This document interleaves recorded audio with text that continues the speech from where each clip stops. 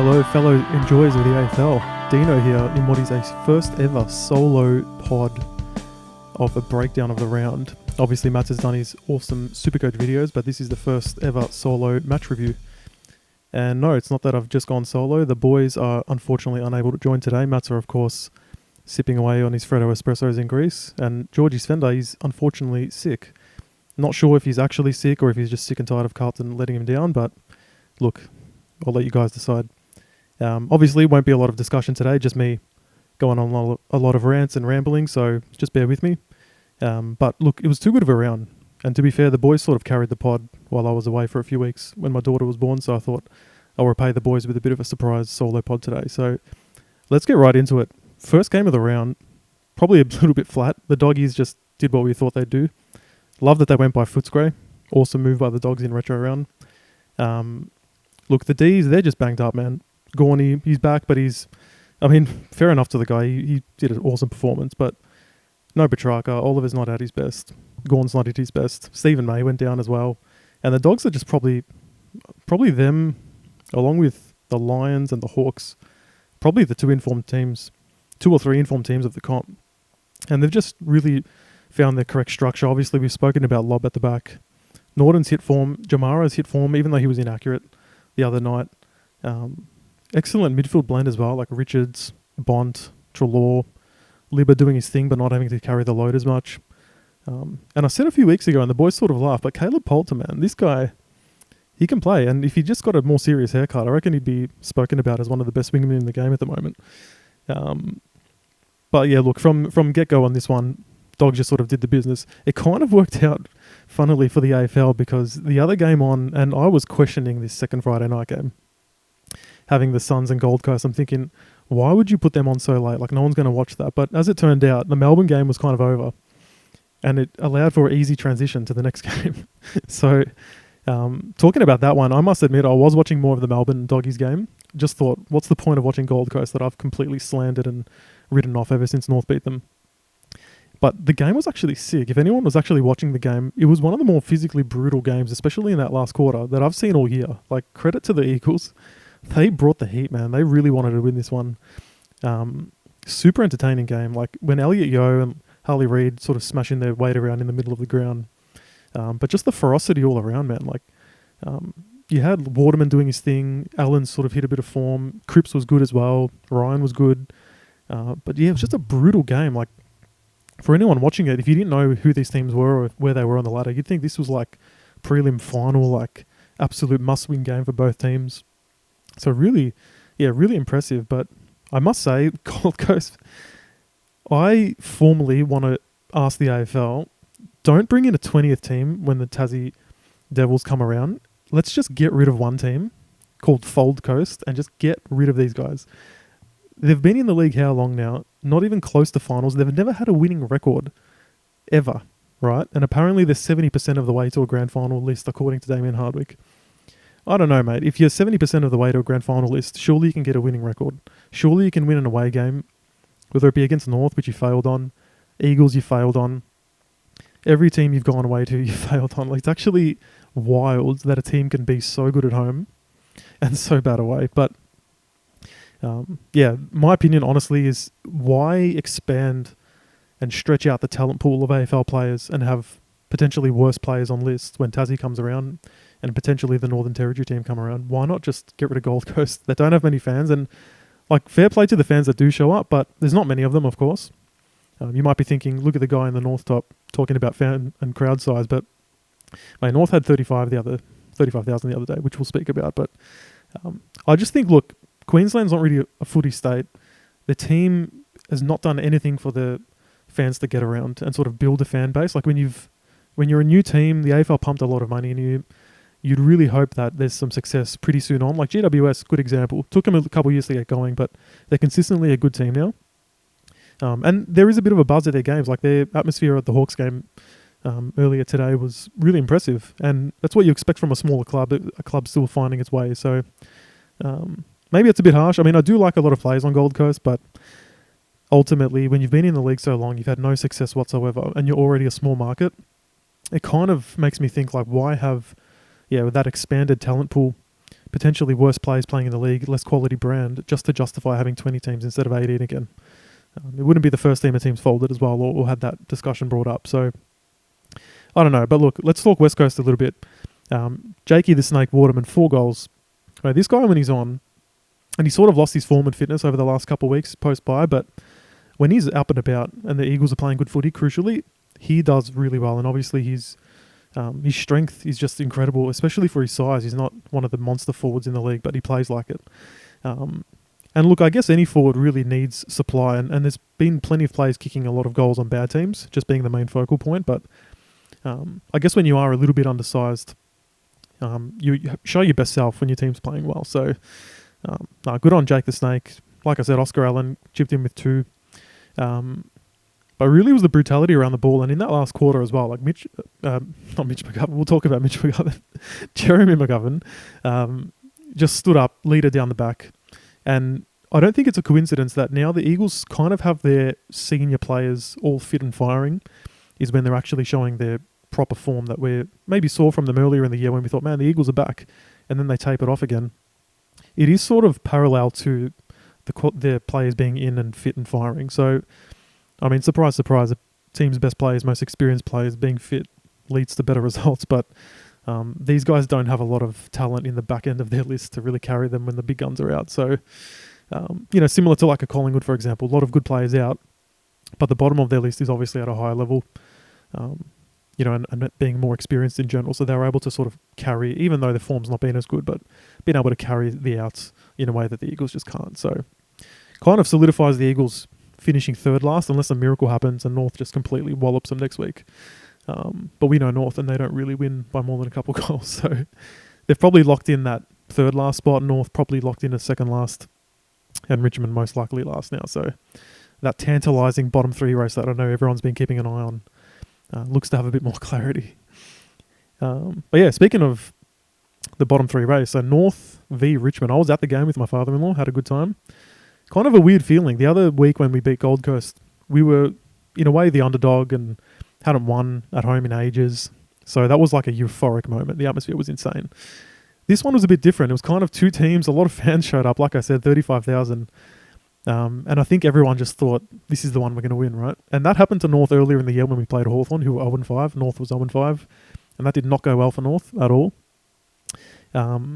But this one was a bit different. It kind of started, North was just disgracefully bad in the first 10 minutes. I thought to myself, you are absolutely kidding me. We're going to bottle another match against a team that, at this point in time, North should be beating, or at least be playing a really, really competitive game with. But it was just such a bad game in terms of skill errors, and I've since rewatched the highlights. Joey Montagna doing his best to hype up what's happening in the game, but the reality when you're sitting at the game was it was a deflected handball, steal of possession by the Tigers, then North steals it back. In other words, no team could really get some cohesive football going on. So I think in the end, though, North's higher-end players all delivered. So you had Larky kicking 5, LDU over 30 touches, 3 goals, Sheasel, class in the second half. So I think, yeah, Tristan Sherry, of course. So all the big dogs kind of stepped up when we needed it and just delivered the result. I will say a few interesting observations from the game. Jaden Stevenson, probably the most, currently the biggest whipping boy at North Melbourne. And you know what? Kind of fair enough, because we're playing him out of position in defence. And anyone that's seen this guy play, with all due respect to him, he's not really what you'd call like an intense or strong, physically tough player that should be playing in the defence. So he does a few shitty disposals, kicks it on the full. The crowd is just moaning and groaning. But then he goes to the wing in the second half. Dylan Stevens gets subbed off. And I must say, from the wing position, where it's obviously a much more outside game, and he can go forward as well. And he had a few score assists, kicked that clutch goal on the 3/4 time siren to pretty much put the lead, I'm not going to say beyond doubt, but it was hard for Richmond to come back from that point. So well done, Steve-O. I think, yeah, did you guys see Dersma's specky, man? That kid, I told my father-in-law on the way in, who had never seen Dersma play live, I said, he won't get many touches, but he will jump for everything, and he's likely to take a specky in any given week. And lo and behold, he had a good mark in the first quarter, but then topped it off with that specky as well. So that was absolutely awesome. I will say this, though. Funny story for you guys. So I'm at the footy, we were at 3rd level where the general admin was, and there was a guy a few rows ahead, right? And you know, I'm sure we've all heard the term plumber's crack, right? It's when typically a plumber. With, fair credit to them, they're on their hands and knees a lot. Pants slide down a bit, you see a bit too much of what you don't want to see down back, right? There's no excuse for being exposed to this at the football. Now, I hope this guy was a plumber and he was just wearing his work pants. That would kind of justify it. But man, like, I'm not talking 1 or 2 centimeters of exposure here. I'm talking like half out, half ass out. Completely disgraceful. If you're listening, mate, just come on. Like, how are you not feeling that breeze? I know we're in Marvel and there's no breeze, but you're going to feel that cold, right? Anyway, I digress. As is Matt's famous call in the Supercoach pods. Little bit about Richmond. I mean, look, their big guns did stand up. Nank played pretty well. Baker, Dusty didn't, but their on-ballers like Taranto and co did a decent job and actually at times had a lot of momentum in the clearance against a pretty good clearance team in North. But the bottom end of their list is just depleted. A lot of young kids playing. So despite North being the younger team on paper, technically still with less games experience, I think we've gotten to a point of our structure and our point in the season where our baseline level is just a bit higher than the Tigers. So they did what they've been doing recently, which is a credit to them, keeping themselves in the game. But North was always looking, especially in the second and third quarter, like the better team and the team more likely to go on a bit of a run. Charlie Coleman played defence again. Obviously, Griffin Logue's out, so I think he's going to play back the rest of the year. Tantalising one. I'd be keen to hear from North fans, like, where do you think his best position is? Obviously, his best form has been in defence, but key forwards are hard to grow, man. I don't know. I'm sort of thinking, in an ideal world, Logue's back, stick with the common up forward situation, but man, when you're that good of an intercept defender, geez, it's hard to ignore and hard to sort of stay away from that. Shout out Luke McDonald as well, 200 games. Wasn't his best game. I don't think his best football's ahead of him, unfortunately, but no, he's been a great servant of the club, obviously a father-son as well. And speaking of father-sons, Jackson Archer, man, this kid, it's gone from what looked like maybe a pity father-son pick. Didn't show much in his draft year, but man, the way this kid's developed, and he's only played a handful of games, once he puts on a bit more muscle, he'll be even better than he already is. But he's already sort of leaving his man, taking intercepts, intense tackler, great body work. So North's really got, I'd say probably 10 to 12 of our team, maybe 70%, if you speak to Damien Hardwick, maybe 70% of our team's actually looking like the team of the future. It's just all about really getting that 30% sorted over the next 2-3 years. And success isn't always linear, so you never know. I'm not going to say as soon as next year, but maybe the year after that, we can go maybe from mid-table to potentially finals and be amongst all the chaos that every other team's in. But yeah, well done North. Let's talk about the next game. So Geelong sort of made a meal of this one, man. Jeremy Cameron, one of his best games, probably actually his best game of the year, and anyone that was watching it saw that this guy he had the look in his eye like he wanted to kill somebody. Like, he was as intense as I've ever seen him, and that's a guy that's played in grand finals and, prelims and big matches. Obviously, it goes to show, like, teams in that finals hunt really know that there's no room for error. And Jezza Cameron, kick 6, he was awesome, but he kind of had to save the day in the end because the Crows came hard, and fair play to the Crows and some of these other teams over the last few weeks. They're making these teams fighting for those top 8 spots earn it. And they've had a disappointing year, the Crows. I mean, they've had some shining lights, like Rankin when he's been in, has been electrifying. I think Fogarty's had a really good year. Beardthorpe has been awesome since he's come back, but to really stay strong in the contest against Geelong at GMHBA is a really impressive feat. But yeah, the Cats in the end, Lawson Humphries kicked that awesome goal to sort of get them back in front, and then, as I said, Jezza just did his thing. But interesting to see as well. I mean, Stengel, let's talk a little bit about that, right? So in the news comes out that, if I'm not mistaken, he's had a night out and left a club or nightclub scenario unconscious, and he's ended up at the hospital to get checked, and apparently he's okay, which is good. I'm glad he's okay. But really interesting to me, I'm not expecting the AFL to intervene here, but I'm really surprised Geelong hasn't just said, hey mate, you're not like abiding by the standards of the club, or an AFL footballer for that matter. You're, internally suspended, or just take the week off sort of thing. Maybe you can do it in a nice way. But to sort of just say, yeah, but no, he's back at the club on Monday running laps, he's all good. And then he plays pretty well. I don't know, I just think it's a bit questionable. Especially in a day and age where we sort of want the players to set the right examples. To have him clearly doing the wrong thing, taking things a bit too far on a night out. I don't know what he did, but, nights shouldn't end like that. And then he's, just in without sanction, Again, not from the AFL. I'm not expecting a big deal out of it, but I'm surprised Geelong didn't do like a internal thing. It just seems like the right thing to do. Sets a good example for the other younger players at the club perhaps as well, especially a big money signing. They've just re-signed him, so a little bit poor I thought from the Cats on that one. They're usually a pretty classy club in the way they deal with things, but a bit questionable on that end. But anyway, the next game, so the reason George isn't on the pod, because he's, again, like I said earlier, just sick and tired of the Blues letting him down, man. I don't know what to say about this team. I mean, if George was here, he'd probably have some profound thoughts about big picture stuff and try not to overreact too much. But he sort of flagged it last week, Georgie. He said, we just don't beat Collingwood. And I don't know. I mean, North doesn't have like an intense rival like that, so I have nothing to really speak on. But as an outside fan looking in, all I can really say is when you are the better team on the year, like forget history. History is for those players that maybe have been involved in the last few years or, long-term stuff that are sort of defined in the club's history. But that shouldn't matter. I mean, Carlton's been the better team this year. Collingwood's got their injury concerns and issues. And look, they had a lot to play for, the Pies. Scotty Pendlebury, mad respect, got the card in front of me here. 400 games, absolute champion of the game, really classy guy. And Collingwood, look, to be fair, they're fighting for their season too. It's not like they're just some bottom 8 team with no chance. Like, there's still a chance to make it. But if you're Carlton, I just don't see how this isn't the time you just pounce, right? They had the opportunity a couple years ago to make finals, blew it. And just countless times over the years, they just don't seem to have the mental edge over this team for some reason. Classic example during the game, like Collingwood's obviously fired up. Carlton's just not matching their intensity enough and then capitalising on the mistakes they're causing. Unlike Collingwood, who was happy to defend for large portions of the game and just counter-attack quickly and just punish the Blues. Heaps of behinds for Carlton. I know there was a few rushed runs in the beginning there, but 0 goals 8 to start with. It's not really a way to start a big game and really sort of announce yourselves on the contest. But look, it was all about the ending of the game, right? So just bringing up the old scoreworm here. So the Blues, where are we at? So the 19th minute of the quarter. So about 10 minutes to go. They're down by 14 points. But before that, they were down by 26 early in the last quarter. And you're thinking, forget about it. It's over, right?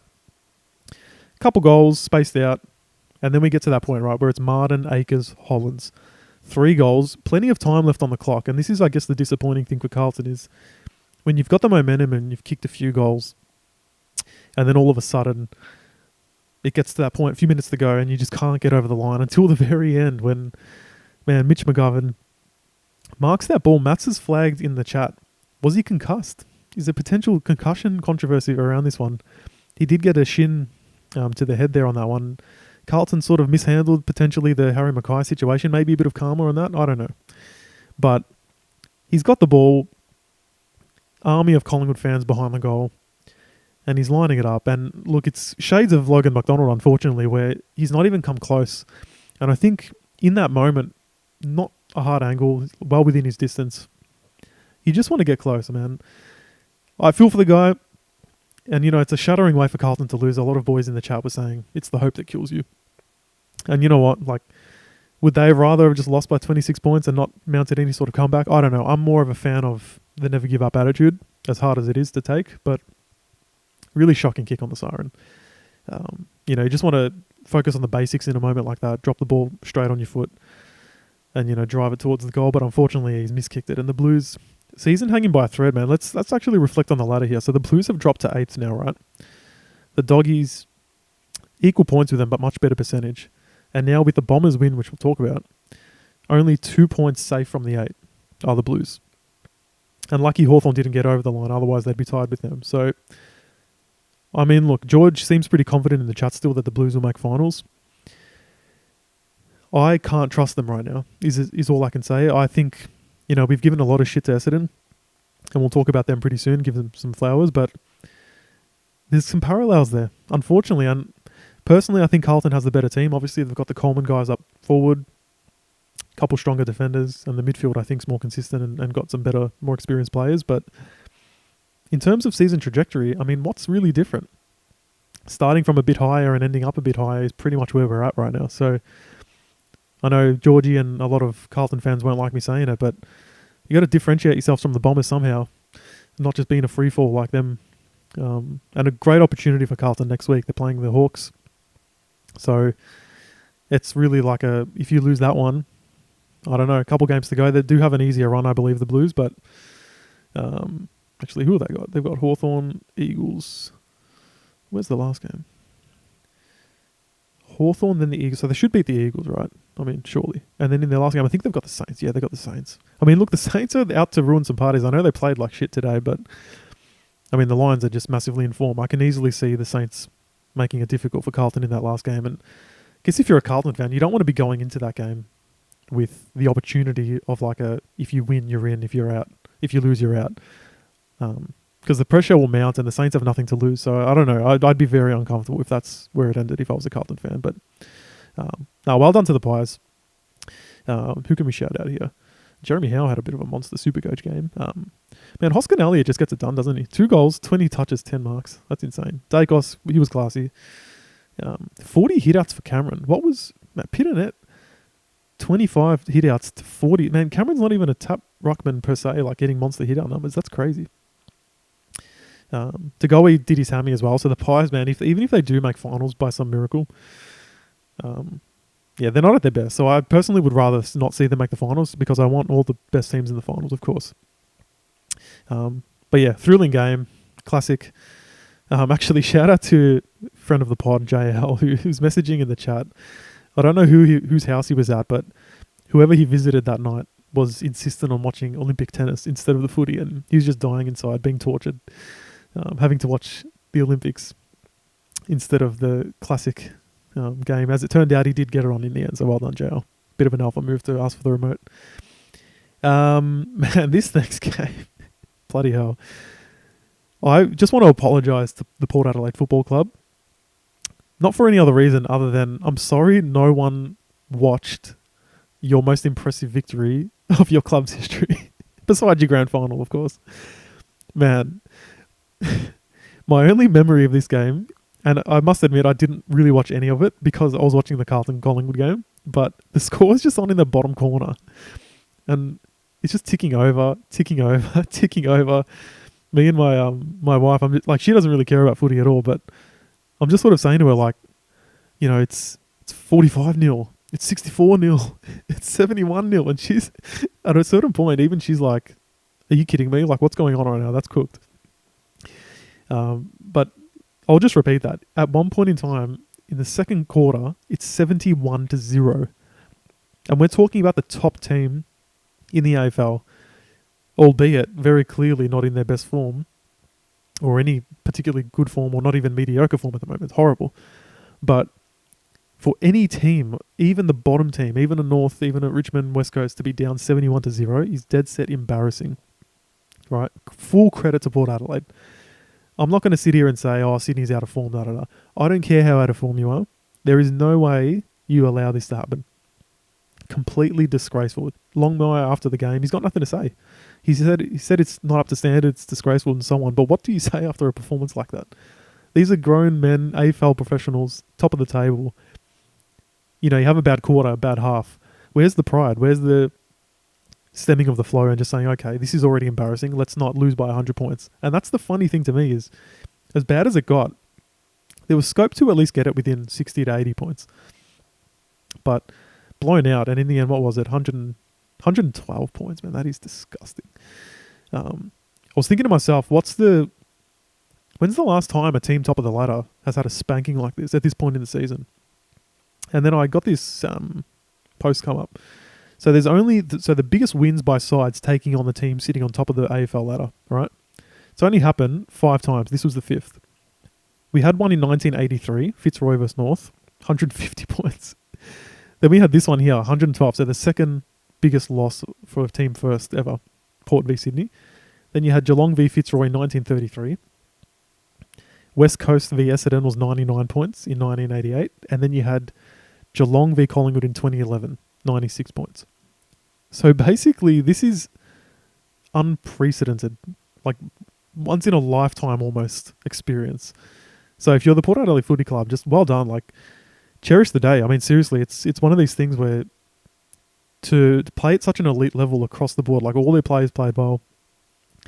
It must have been like a pinch myself moment. Like, that is absolutely ridiculous. Georgiades, 4 goals. Rioli, 4 goals. Dixon, 3. I mean, who didn't score a goal in this game? Far out. Radigaleo would be a bit stiff. He's kicked 1 goal 4. It could have been even worse. But really, yeah, I mean, the Swans completely, yeah, it is disgraceful. And I just want to say, like, Mills is back now as well. That's the funny thing. So Mills is back, the captain. Parker's back, another leader of the club. So it's not like, they do have a couple outs, but in no way am I excusing them whatsoever. Every other team in the league has even more outs. But Port, just by what I hear and read, is completely shut out everything they were doing. Skill errors galore for the Swans. They couldn't get it in their 50. They couldn't get it up the field. Complete and utter domination from Port. So hats off to them. But again, I'm very sorry that no one watched it. One of the most epic moments of your history, and no one's going to recall it that well. And that puts Port, if I can just go back to the ladder for a second here, that puts Port up to 3rd on the ladder. Obviously, Brizzy is just in great form. And Sydney, all of a sudden now, they're 2 points behind the Lions. And at this current rate, you're thinking Brisbane somehow are going to finish 1st after starting the year in a ridiculous way, poor form, bottom 8 for most of the year. They've just risen so quietly up the ladder that they're probably going to pinch 1st, which is absolutely ridiculous. And Port in 3rd place. Let's go to Sunday. So that's earlier today. We had GWS v Hawthorn. Man, stiff if you're a Hawks fan. 29 points up, start of the last quarter. And then GWS, 7-goal last term. Is actually crazy. They were going to do it. They were always going to do it. I mean, GWS are a team that can move the ball quickly. They can play that sort of reckless brand of football if they need to. And it just seemed like for the longest time in that game, they weren't going to kick a winning score. Like, Hawthorn was defending well, capitalising on their chances, and had their lead deservedly. But I'll tell you what, you've probably got the Coleman medalist there, Jesse Hogan, in great form again. You've got Toby Green preparing for September in some of his best form of the year. And their big players just stood up. And again, like, if you're Hawthorn, you're thinking, geez, like, there was opportunities to kill that game off. And even in that last quarter, they did stem the run of the GWS. At one point, it was 3 early goals for the Giants, but then the Hawks get 2 of the next 3. And they're back up by 16 points. So you're thinking, okay, they'll get it done. But 3 late goals. I mean, 3 goals in 4 minutes at any point of the game is disappointing. For it to happen at the end of a game and then end up losing it by 2 points. Yeah, what can you say? Stiff on the Hawks. I mean, some other results didn't go their way. But obviously, they've got Carlton next week. And if they had just won today, then they would have actually had a chance of jumping into the 8. So, unfortunately, even if they win next week, they're not going to get into the 8 due to percentage. So, might get a bit difficult for them to make it now at this point. Obviously, they've got North in the last round. And over the next 2 weeks, they've got Carlton and Richmond. So, look, if they beat Carlton next week, you'd imagine they'd beat Richmond and North. It'd be very, very unfortunate if they still didn't make it. That would probably mean that Essendon's finished the year really strongly, which is unlikely. And the Blues recover in their other 2 games. So it's sort of out of their hands a little bit now. I mean, they can win their games, but they are officially at that point where they need results going their way with only 3 games to go. But Giants in 4th place, and if the final started right now, it'd be Sydney v the Giants in the first qualifying final. So, interesting stuff. It's not going to stay that way. I can't see Sydney staying first at this point. And GWS might even finish on top of Sydney. They're only 4 points behind them, so we'll see how that goes. But, yeah, really, really cracking game of football. I think Will Day, I mean, Matza commented on the potty last week. He wanted more Will Day talk. Well, I'll give it to you now, Matza. He was not good. Will Day, 14 disposals. And ever since he's been back in the team, Hawks have been a great team. So I think this guy is the definition of barometer for the Hawks. And clearly, yeah, when he's been kept quiet, Hawks didn't have that extra edge over them. But in saying that, the Hawks did still kick a score that was capable of winning the game. So credit to the Hawks for sort of working around that. Gunston winding back the clock with 4 goals. It certainly helps. But yeah, they just sort of lack the know-how in the final moments of the game. And they've had some fun, like, pounding on some teams lately, but I guess in the close games, that's where a lot of experience shines through. And unfortunately for them, they didn't have it, and the Giants did, so well done to them. Essendon, the Bombers. Flowers to you, my friends. I mean, I'm not going to lie, I'm sitting watching very heavily in Freya's corner, hoping you'd lose. I mean, I actually am willing to say this is probably the first time all year I was actually impressed by Essendon beating a good team. Other times we sort of thought maybe they had, but turns out the teams were always out of form, or in hindsight, looking back on the wins that we thought were impressive, turns out maybe the team wasn't in their best moment or in a bad run of form. So this is the first time they're playing a team that was in the top four, and they were down and looking out the Bombers. I mean, in that last quarter, so we've got, where were we at? We were 25 points down, and then Nick Martin gets a goal, but then it was another 7 or so minutes before the next goal, and then it was Caddy, Martin again, Gresham, Langford. Within 5 minutes, they've kicked 4 goals and taken the lead, not only by a point, but by 7 points. Completely turned the game on its head. And then when Jai Amos kicks that goal and ties the game, there was about 30 seconds to go. You're thinking, geez, this clearance is one of the most exciting clearances you'll have all year. Tied game, 30 seconds, 1 clearance. And what a clearance it was. Zach Merritt stands up, escapes to the ball, handballs it to Durham, who gets a point. And then obviously Freo runs out of time. They did have that heave up the field, and then Draper with an impressive mark of all people. So, well done to the Bombers. I mean, did you guys see Dermot Burriton during the, I think it was the 3/4 time briefing they did in the studio of Fox Footy, he showed footage of Nick Cox helping up a Freo player after a tackle. And he's basically like, if you're wanting to have the edge, he's a great kid, Nick Cox, but if you want to give the team the edge, you can't be helping him up. You got to give him hell the whole time. And then he actually gets on the floor and wants Dicko to show him what he would have done. And Dicko sort of like moves his arm away and like pretends to pick him up and doesn't. I'm just thinking, these guys are clowns, man. Like, it was actually pretty funny, but bloody hell. But no, back to that greater point is the Bombers finally again showed their Essendon edge. I'd say in quotation marks for those not watching the pod. Look, I think it's sometimes teams just play with more intent and effort, and I think the Bombers don't do it enough. But when they have done it, they have shown they can be a pretty overwhelming offensive team. The question then is, where the hell's that been over the past few weeks? And now that you've beaten Freo, let's not forget what happened over the last couple of weeks where you've almost sealed your fate of not making finals. But of course they're back in it now. They're only 2 points behind the Blues. Percentage is the poorest of the lot, so that's going to be important for them. But if we look at their last couple games, so they've got the Suns at home, and Suns can't win away. So you'd think, or imagine the Suns get their first away win against the Bombers. That'd be classic. But then they've got the Suns at home, Marvel though, and then they've got Marvel again against Sydney, who by then, who knows what they'll be up to.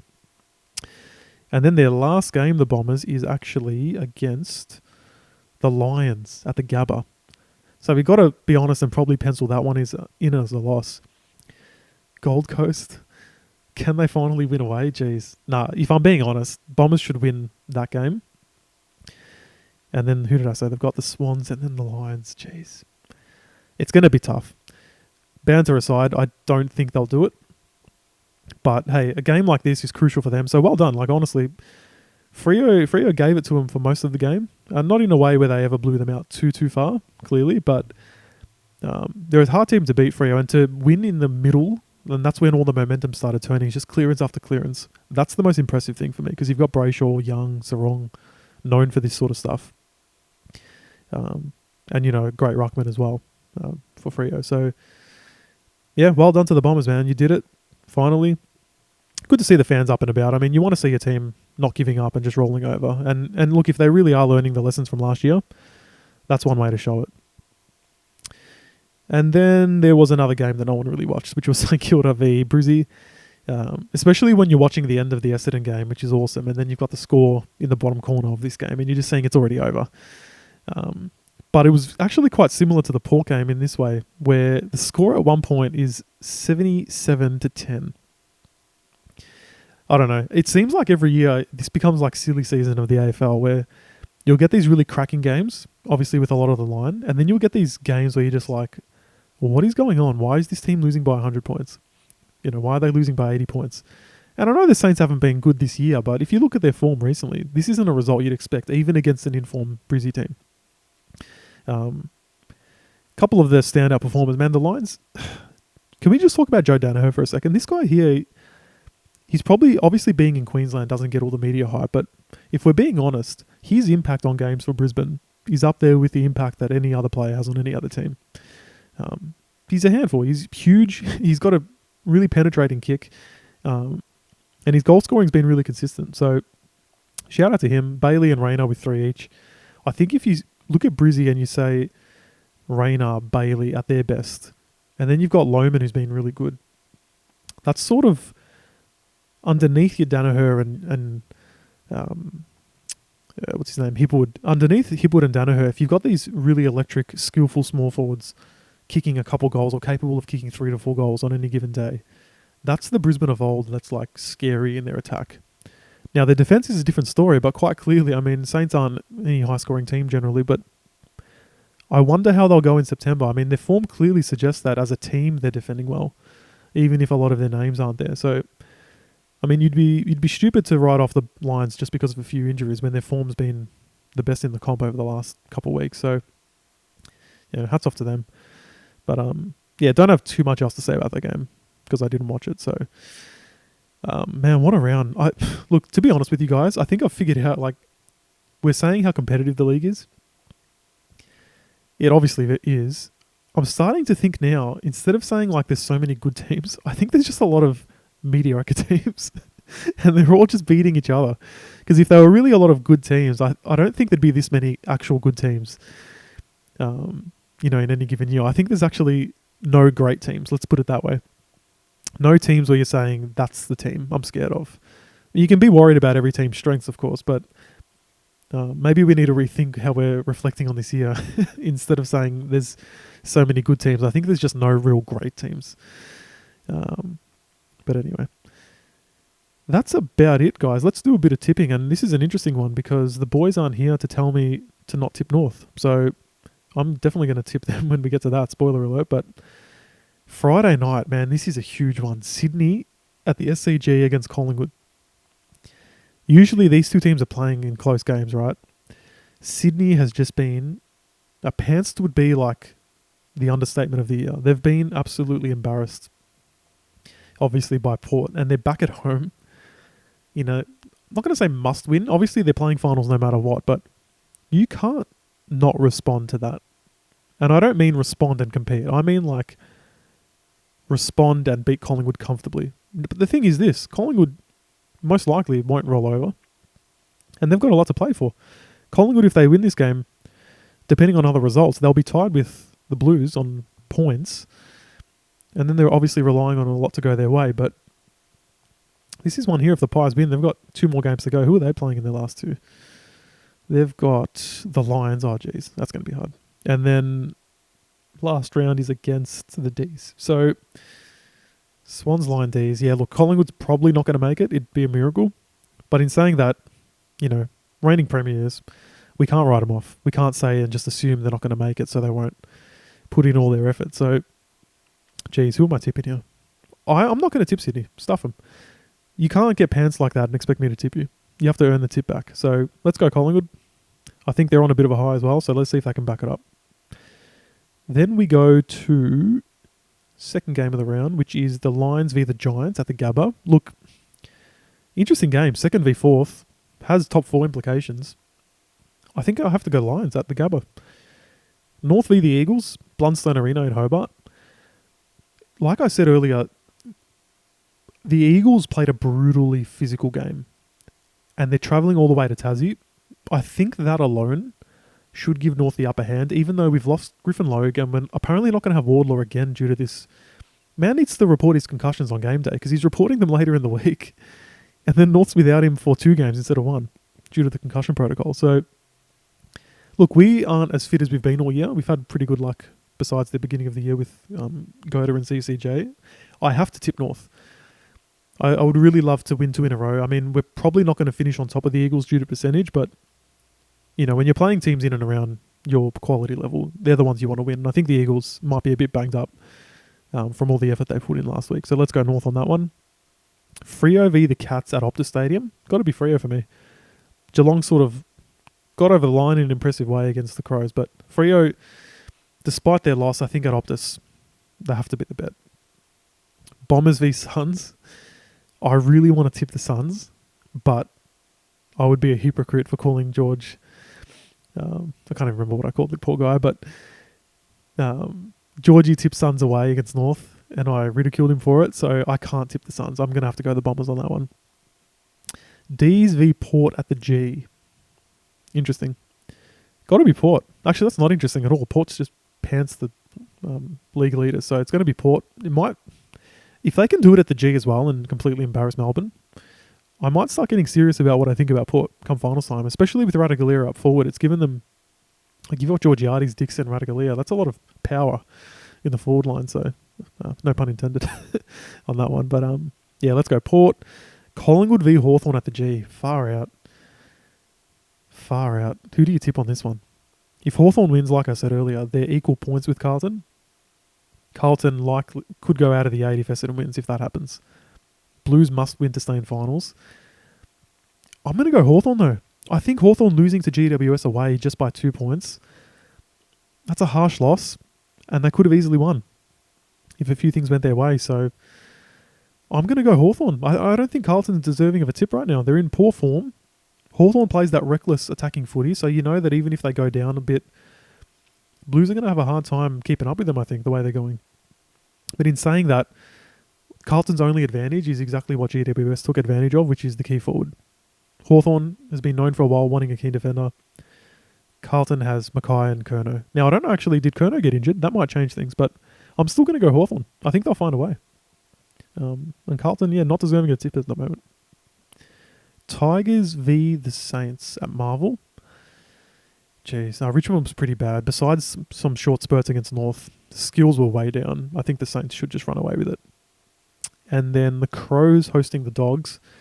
Adelaide Oval. Crows have been putting up a fight lately, but I think for the first time all year, I actually feel confident that the Dogs are legit and will show their form away from home. The only time they really disappointed was against Port, but I mean, you're looking at Port's form now, and you're thinking, okay, getting smashed up by them in Adelaide might be, we might come to expect that over the next few rounds. So I'll have to go the Dogs on that one, I reckon.